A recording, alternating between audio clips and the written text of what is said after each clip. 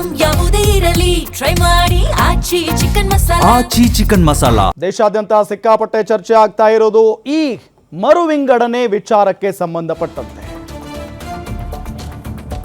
ಮುಂದಿನ ಲೋಕಸಭಾ ಚುನಾವಣೆಗೆ ಕೇಂದ್ರ ಸರ್ಕಾರ ಮಾಸ್ಟರ್ ಪ್ಲಾನ್ ಮಾಡ್ಕೊಂಡಿದೆ. ಲೋಕಸಭೆ ಬಲವನ್ನ 850ಕ್ಕೆ ಏರಿಸಲು ಕೇಂದ್ರ ಸರ್ಕಾರ ಪ್ರಿಪರೇಷನ್. ನಾಳೆಯಿಂದ 3 ದಿನ ಸಂಸತ್ತಿನಲ್ಲಿ ವಿಶೇಷ ಅಧಿವೇಶನ ಆರಂಭ ಆಗಲಿದೆ. ಸಂವಿಧಾನ ತಿದ್ದುಪಡಿಗೆ ಕೇಂದ್ರ ಬಿಜೆಪಿ ಸರ್ಕಾರ ಸಿದ್ಧತೆ ಮಾಡಿಕೊಳ್ತಾ ಇದ್ರೆ ವಿಪಕ್ಷಗಳು ಕಿಡಿಕಾರ್ತಾ ಇದ್ದಾವೆ. ಮಹಿಳಾ ಮೀಸಲಾತಿ ಒದಗಿಸಲು ಕ್ಷೇತ್ರ ಪುನರ್ ವಿಂಗಡಣೆಗೆ ಸಜ್ಜಾಗಿರೋದು. ಕ್ಷೇತ್ರ ಪುನರ್ ವಿಂಗಡಣೆಯಿಂದ ಉತ್ತರ ಮತ್ತು ದಕ್ಷಿಣ ಭಾರತದ ಮಧ್ಯೆ ಬಿರುಕುಂಟಾಗುತ್ತಾ ಅನ್ನೋ ಪ್ರಶ್ನೆ ಇದೆ. ಹಿಂದಿ ಭಾಷಿಕ ರಾಜ್ಯಗಳಿಗೆ ಅದೃಷ್ಟ, ಕರ್ನಾಟಕಕ್ಕೆ ಕಾದಿದೆಯಾ ಹಾಗಾದ್ರೆ ಸಂಕಷ್ಟ? ಮಹಿಳಾ ಮೀಸಲು ನೆಪ ನೀಡಿ ಸಂವಿಧಾನದ ಆಶಯಕ್ಕೆ ಕೊಡಲಿ ಪೆಟ್ಟು ಅಂತ ಹೇಳಲಾಗ್ತಾ ಇದೆ.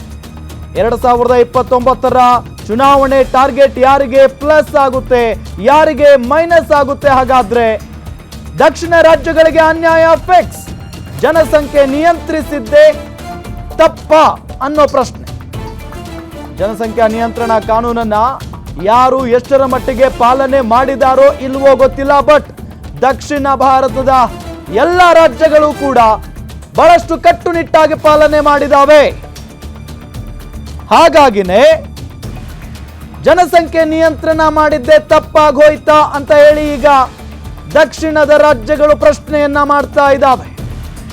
ಜನಸಂಖ್ಯೆ ಆಧಾರದ ಮೇಲೆ ಕ್ಷೇತ್ರಗಳ ಮರು ವಿಂಗಡಣೆ ಆಗುತ್ತೆ ಅನ್ನೋದಾದ್ರೆ ಹೇಗೆ ಅನ್ನೋದು ಈಗ ಎಲ್ಲರ ಪ್ರಶ್ನೆ.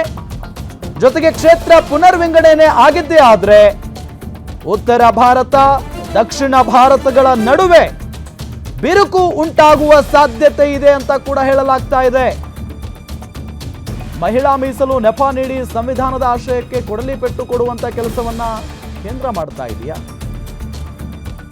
2029ರ ಚುನಾವಣೆ ಟಾರ್ಗೆಟ್ ಮಾಡ್ಕೊಂಡು ಈ ರೀತಿಯಾಗಿ ಪ್ಲಾನ್ ಮಾಡ್ಕೊಂಡಿದೆಯಾ ಹಾಗಾದ್ರೆ ಬಿಜೆಪಿ?